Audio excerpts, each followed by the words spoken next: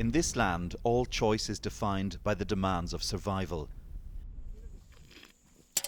Niger is the world's least developed nation, with the highest birth rate. And here, the price fetched by a young bride can transform the life of her family. The bride price is part of African custom.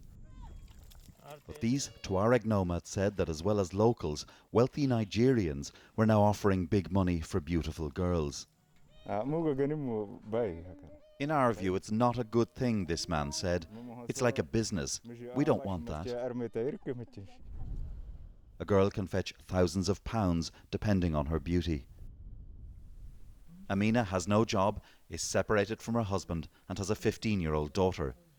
She says it's her daughter's choice, but she'd welcome a wealthy husband. Many families don't have the choice.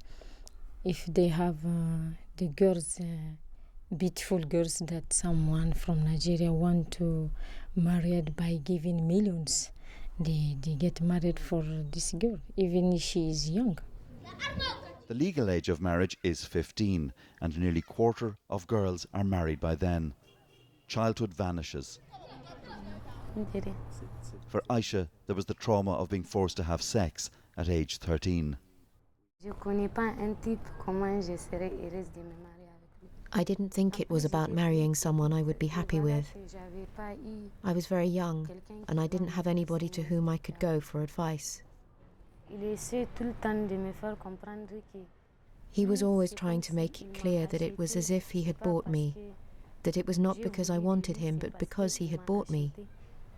He mistreated me at home. He mistreated me. One day he locked me in the bedroom. It is as if he raped me. For child brides, there can also be traumatic medical consequences. Young bodies damaged because they're not ready to give birth. This is a clinic for the treatment of fistula, a gynecological condition that leads to incontinence and infection.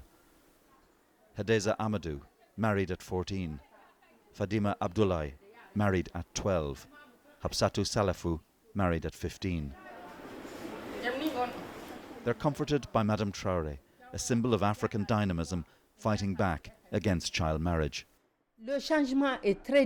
Getting change is very difficult and it is very costly. It is not easy because most of the population is illiterate. They don't go to school and they don't allow the girls to go to school. Change is difficult. Economic desperation is driving the decisions of many families, but there is in this society a long tradition of such marriages.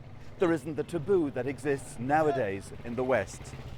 But also, religious leaders here are giving explicit encouragement to child marriage. The government, encouraged by the UN, have tried to provide more protection for girls, but face religious opposition. At this Quranic school, the Sheikh insists Islam allows for child marriage. It depends on the body of the girl and the man's body. If the two are mature, the marriage can be okay also. Because in Islamic religion, even at age 9 years, if the girl is in a good condition, she can be able to get married. I don't doubt your strong religious views, but to a great many people what you're saying sounds like you're making excuses for child abuse. No, this is not what I mean. I told you there are rules to follow. If you follow the Islamic rules for this kind of marriage, we will never have this kind of problem. Such hope as there is comes from education and the example set by individuals. Like Aisha, forced into marriage and into sex at just 13. Now, studying to be a nurse, hoping to change her world.